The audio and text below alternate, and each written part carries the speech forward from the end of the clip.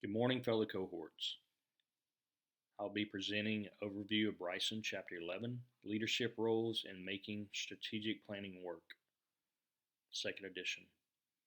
My first edition was posted last night on YouTube, and if I'm not mistaken, I believe it's up to about 30,000 likes. So in preparation for this overview, I actually reread all the articles in Dr. Johnson's theories class, and yes, that is what they look like if you were to print them all out. So today, I'm going to briefly touch on each article as well as give you a refresher on each chapter for Northouse. Now, before you shut me off, I have to say that I'm only kidding. This presentation will be fairly short, but this chapter was interesting for me anyway, because it discusses leadership, and of course, that's what our doctorate program is all about. First thing Bryson wants us to know in this chapter is that strategic planning is not a substitute for effective leadership when it comes to planning and implementation. At best, strategic planning and strategic management help leaders pursue virtuous ends in desirable ways so that public value is created and the common good is advanced. At worst, strategic planning drives out thought, action, and learning, makes it more difficult for everyone to do their job, and can keep the organization from meeting their mandates or even fulfilling their mission.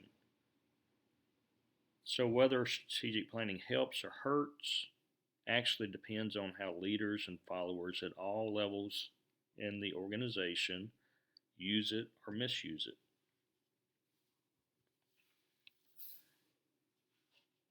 Now we know there's many different definitions of leadership. Bryson defines leadership as the inspiration and mobilization of others to undertake collective action in pursuit of the common good. We learn in ED 820 that there is a difference between being a leader and being a manager. This is how Bryson describes leadership versus management. So please take just a few moments, read these definitions, and we'll continue with the presentation.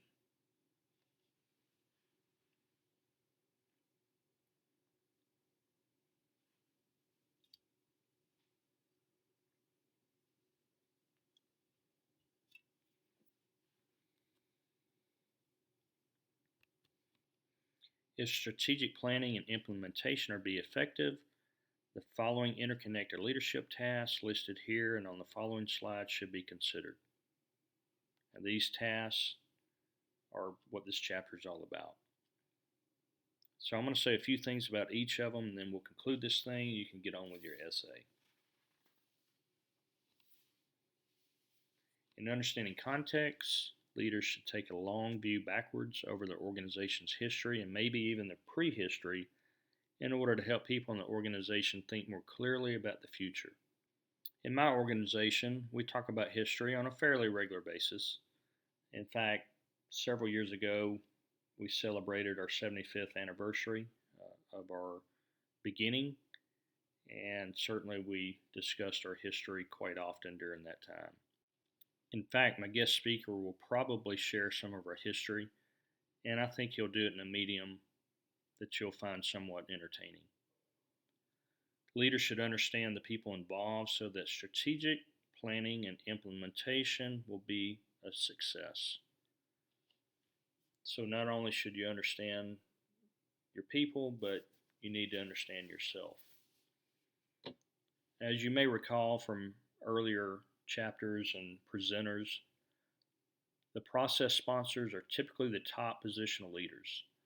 They should have enough prestige, power, and authority to commit the organization to taking on strategic planning, but also they need to hold people accountable. Now, Bryson lists 6 guidelines that one should consider if interested in sponsoring a strategic plan. And I'm not going to go over those, but you can find those on page 361 if you haven't read them already. And some of our guest speakers gave us excellent examples of who may be a champion for the process. Champions, as you may recall, are responsible for managing the strategic planning process day to day. They keep track of progress, they pay attention to all the little details. Now, Bryson lists numerous guidelines for the champions. You can find those on page 365. Bryson discusses how a skilled facilitator can help build trust, interpersonal skills, and conflict management within a group. Building trust is certainly important because members of a strategic planning team will often come from various parts of the organization, and most have probably never even worked together before. Now, think for a moment about your case study groups you're working in now for the class. Can you identify the champion or the facilitator? Of course, we know Dr. Johnson is our sponsor.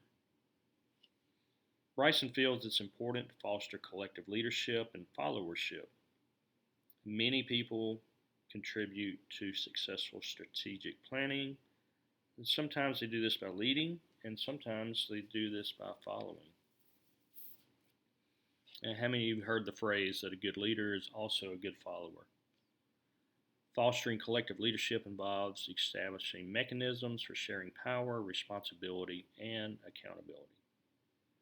Bryson talks about how public and nonprofit leaders are required to be political leaders as well. And that's because all organizations, as y'all know, have their political aspects. Bryson says conflict is sometimes necessary if people are to be offered real choices in arenas. A good leader must be able to mediate and shape that conflict within and among all the stakeholders.